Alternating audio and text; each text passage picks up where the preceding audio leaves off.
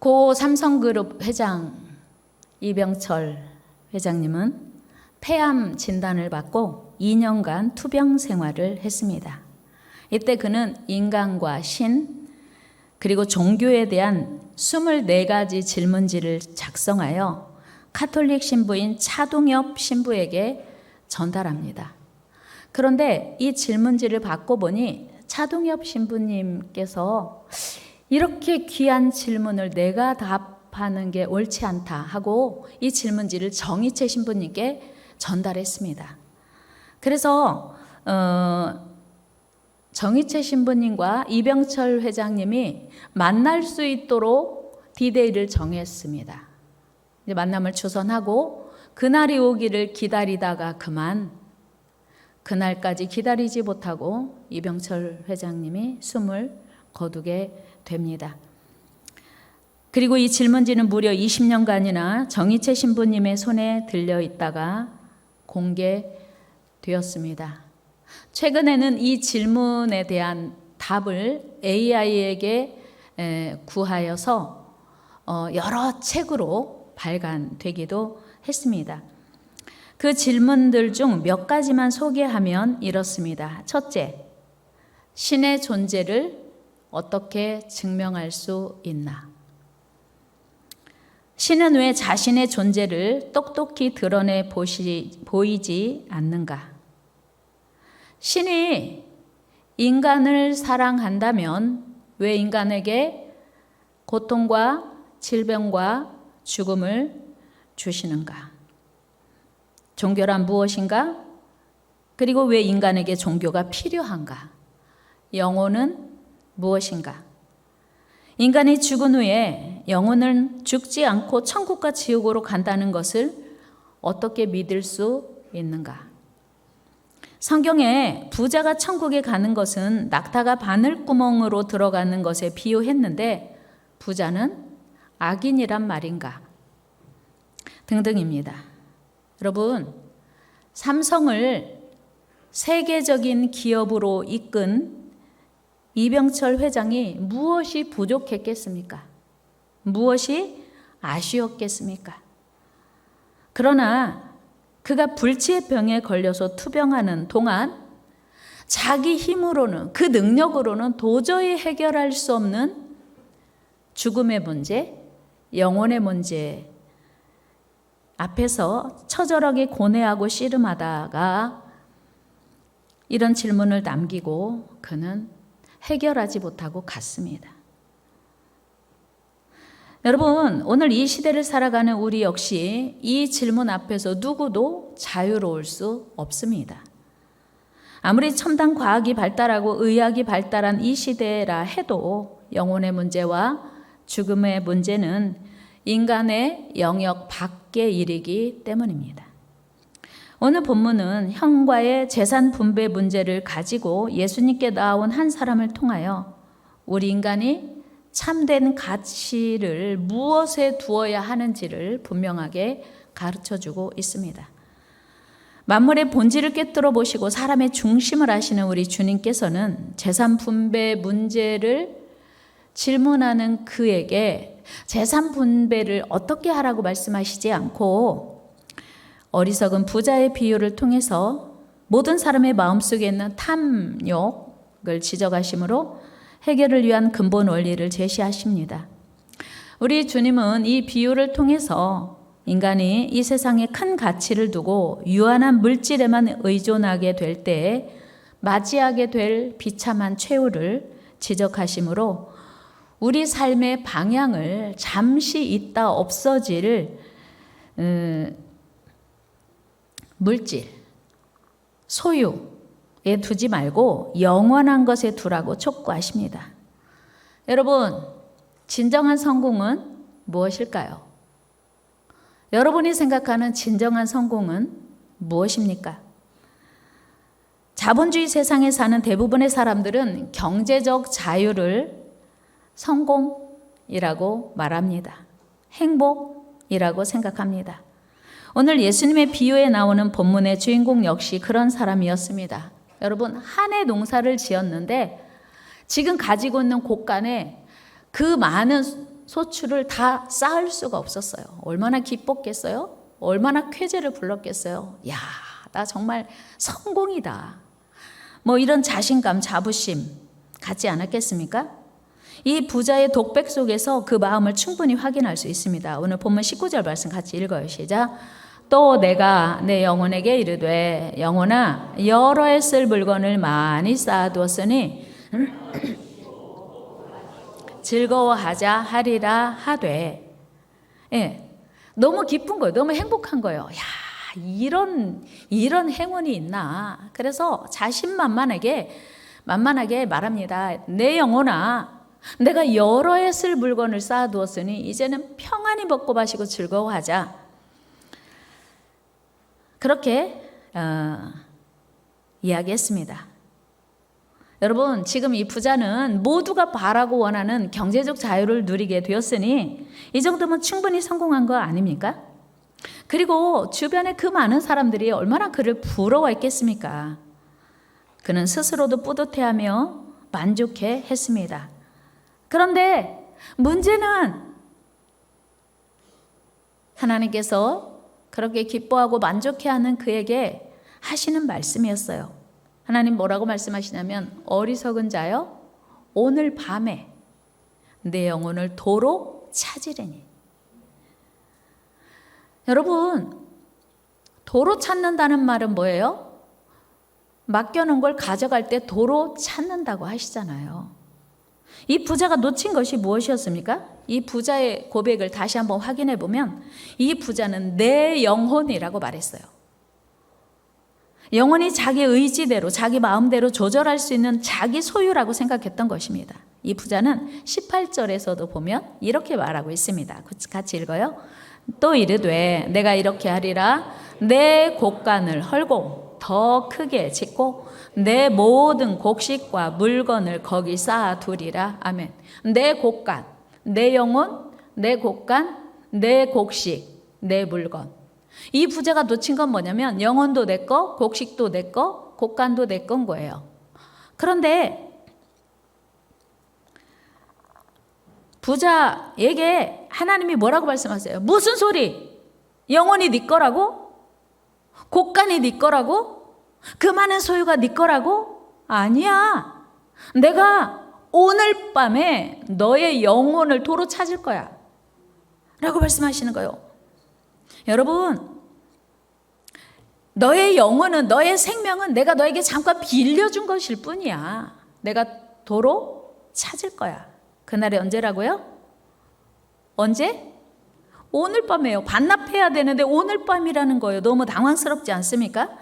20절 말씀 한번 같이 읽어요. 시작. 하나님은 이르시되 어리석은 자여 오늘 밤에 네 영혼을 도로 찾으리니 그러면 내 준비한 것이 누구의 것이 되겠느냐 하셨으니. 아멘. 그렇습니다. 여러분, 우리 생명은 결코 우리 것이 아닙니다. 우리는 잠시 빌려 쓰고 반납해야 합니다. 그런데 안타깝게도 그날이 언제인지 아무도 모릅니다. 여러분, 문제는 그날이 언제인지 우리 모두가 까마득히 잊고 살아요. 절대 그날은 오지 않을 것처럼 삽니다. 여러분, 죽음에 대해서 분명한 세 가지가 있습니다. 뭐냐면요, 첫째는 우리는 모두 다 분명히 죽는다. 기분 나쁘지만 옆 사람에게 한번 해볼까요? 우리는 모두 다 죽습니다. 두 번째는 뭐냐면 나 혼자 죽어요. 죽을 때요, 나 혼자 죽어요. 아무리 사랑하는 나는 당신 꼭 같이 갈 거야. 우리 손잡고 가자. 천만의 말씀. 요즘 동반 입대가 있어요. 군 입대할 때 군 복무 기간이 두렵고 입대 자체가 두렵고 훈련소에서 생활이 두려운 친구들을 위해서 동반 입대하게 하더라고요. 가능합니다. 그런데 동반 부르심은 우리 소관이 아니에요. 같이 갈 수 없어요. 아무리 사랑하는 사람도 함께 갈 수 없습니다. 나 혼자 죽는 것이 분명한 죽음에 대한 한 가지고요. 또 하나는 죽을 때는 아무것도 가지고 갈 수 없다. 한번 같이 해볼까요? 아무것도 가지고 갈 수 없다. 인정하십니까? 우리 죽을 때 아무것도 가지고 갈 수 없습니다. 그래서 공술의 공수거라고 하죠. 아무것도 가지고 온 것 없이 왔다가 아무것도 가지고 가지 못한다는 거예요. 그렇습니다. 우리 하나님이 분명히 성경에도 확인해 놓으셨는데요. 히브리서 9장 27절에 이렇게 말씀하고 있습니다. 같이 읽어요. 시작. 한 번 죽는 것은 사람에게 정해진 것이요 그 후에는 심판이 있으리니. 아멘. 모두 다 죽어요. 그런데 죽음으로 끝나는 게 아니라 그 후에는 심판이 있대요. 이 세상에서 하나님이 맡겨주신 건강과 재능과 시간과 물질을, 소유를 어떻게 사용했는지 심판하신다는 하나님의 준엄한 말씀입니다. 문제는 그 죽음의 날이 언제인지 미리 알면 얼마나 좋겠어요. 미리 내 맘대로 살고 하고 싶은 거 하고 살다가 죽기 며칠 전에 다 정리하고 회개하고 그리고 예수 그리스도를 믿고 가면 얼마나 좋겠어요. 그런데 여러분, 우리 죽음에 대해서 모르는 것 세 가지가 있습니다. 뭐죠? 언제 죽을지 몰라요. 어디서 죽을지도 몰라요. 어떻게 죽을지도 몰라요. 여러분, 사람이요, 언제 죽을지 모르는 것도 참 답답한 일인데 어디서 죽을지 어떻게 죽을지도 모르는 거예요. 어떤 사람은 뜻밖의 사고로, 어떤 사람은 전쟁에 출전했다가 전사자로, 언제 죽을지도 모르고 어떻게 죽을지도 모르고 어디서 죽을지도 모른다고 하는 것입니다. 여러분, 요즘은요, 사건 사고들이 하도 많아서 나이와 상관없이 태어나면서 가는 아기도 있고 청소년 시기에 가는 아기들도 참 많아요. 안타깝지만. 그래서 그런 말 있잖아요. 오는 데는 순서가 있는데 가는 데는 순서가 없대요. 언제 갈지 아무도 모릅니다. 그런데 우리는 막연하게 나는 아직 아닐 거야 이렇게 생각하고 살지요. 편안하게. 그런데 하나님은 이 어리석은 부자에게 오늘 밤이라고 분명히 말씀하세요. 여러분, 천상병 시인의 그 귀천이라고 하는 시를 보면 우리 인생을 소풍에 비유합니다. 그 마지막 단락을 보면 이렇습니다. 나 하늘로 돌아가리라. 아름다운 이 세상 소풍 끝나는 날 가서 아름다웠더라고 말하리라. 이 세상의 삶을 소풍으로 비유했습니다. 여러분, 그렇습니다. 우리는 모두 지구별의 소풍 온 여행객입니다. 여러분, 소풍은 재밌다고, 즐겁다고 계속 소풍만 할 수 없어요. 소풍은 언젠가 끝나는 것입니다. 소풍이 끝나면 우리는 돌아가야 합니다. 그렇다면 여러분, 소풍처럼 사는 이 땅에서의 삶이 아름다우려면 무엇이 필요할까요? 여행이 즐거우려면 세 가지 조건이 맞아야 한다고 하지요. 여행이 즐거우려면 첫째는 짐이 가벼워야 하고요. 두 번째는 동행자가 좋아야 돼요. 여러분, 왼수하고 여행하면 즐거울까요? 내가 사랑하는 사람과 여행하면 즐겁고 행복한 거예요. 또 여행이 즐거우려면 가장 중요한 거예요. 돌아갈 집이 있어야 한다고 하는 거예요. 내가 지금 여행에 나섰는데 돌아갈 집이 없다면 노숙자 되는 거예요. 돌아갈 집이 있기 때문에 우리는 여행이 즐거운 것입니다. 여러분, 여행자에게 짐이 크면 클수록 부담이에요. 그야말로 짐이죠. 그럼에도 불구하고 우리는 이 땅에 사는 동안 되도록 더 많은 소유, 더 많은 물질을 쌓으려고 무진애를 씁니다. 이 땅을 떠날 때는 아무것도 가지고 갈 수 없음에도 말입니다. 여러분, 우리는 이처럼 소풍의 삶을 살고 있습니다. 언젠가는 이곳을 떠나야 합니다. 그렇다면 우리는 이곳에 더 많은 것을 쌓아두려고 욕심을 내기보다 짐을 가볍게 하는데 힘을 써야 합니다. 여러분, 이민 가려고 계획 중에 있는 사람이 부동산을 자꾸 매입을 할까요? 아파트를 더 크고 많은 것을 분양받을까요? 그럴 리는 없어요. 이민 가려고 하는 사람은 오히려 가고자 하는 그 나라에 많은 것들을 준비하겠죠. 그런데 오늘 예수님이 말씀하시는 부자는 더 많이 쌓아두는 데만 힘을 썼습니다. 그는 더 큰 곳간을 짓는 데만 모든 열정과 시간을 다 쏟아부었습니다. 그리고 그는 돌아가야 할 때가 오고 있음을 잊어버리고 있었습니다. 아니, 아예 관심이 없었습니다. 그는 이 땅에서 영원히 사는 줄로 착각했던 것입니다. 여러분, 우리는 언젠가 이 땅을 떠나야 합니다. 우리 지금 소풍 온 거예요.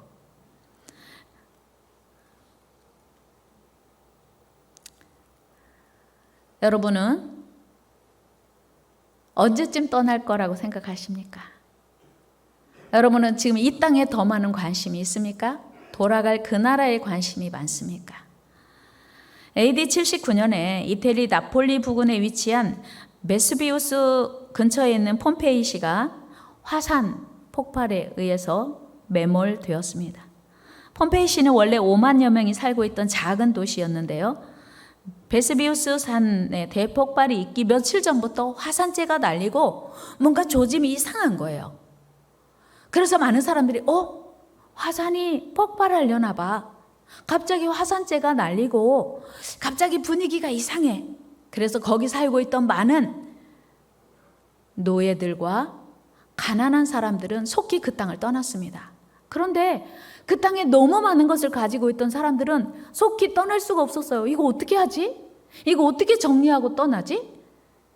그렇게 망설이다가 드디어 화산이 폭발되었습니다. 그리고 거기에 많이 매몰되었습니다. 무려 2천여 명이나 되는 많은 사람이 그 화산 폭발로 인하여 매몰되었는데 그 사람들은 모두 자기의 저택을 지키려다가 모든 것을 잃어버리게 되었습니다.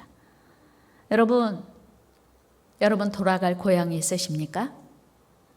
이 땅은 영원히 살 곳이 아닌 것을 우리 모두가 이미 다 알고 있습니다.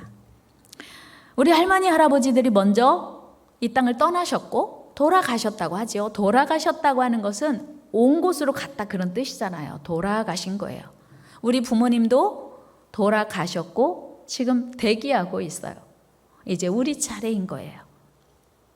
내가 아무리 싫다고 부인해도 외면해도 나한테는 그런 일이 없을 거야 라고 인정하지 않아도 우리 차례는 서서히 다가오고 있습니다. 여러분, 다시 질문 드립니다.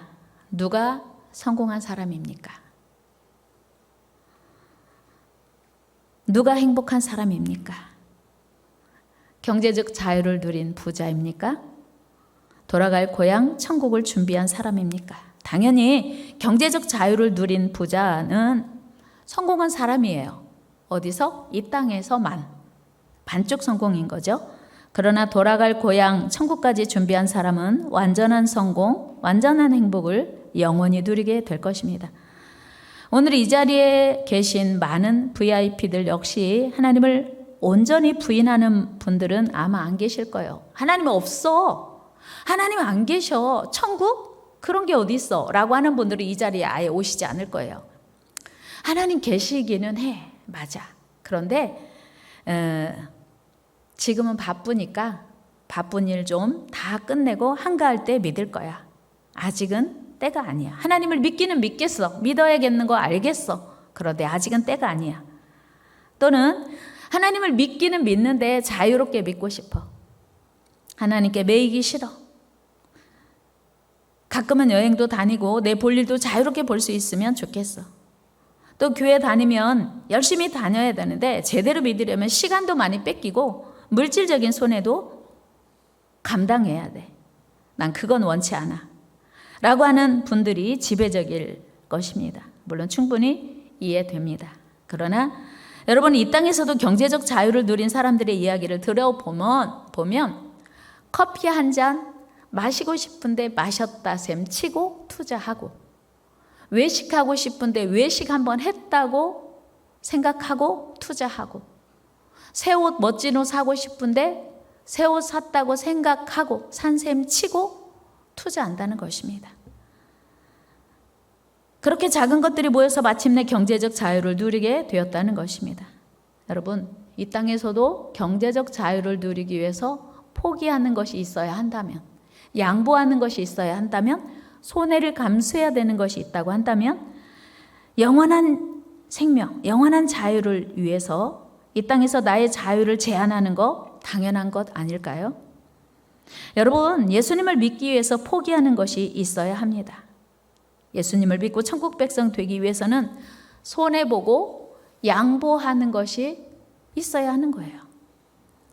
예수님의 제자 베드로는 예수님을 따르기 위해서 배와 그물을 버렸습니다. 우리 마태복음 4장으로 가봅니다. 같이 읽어요. 시작.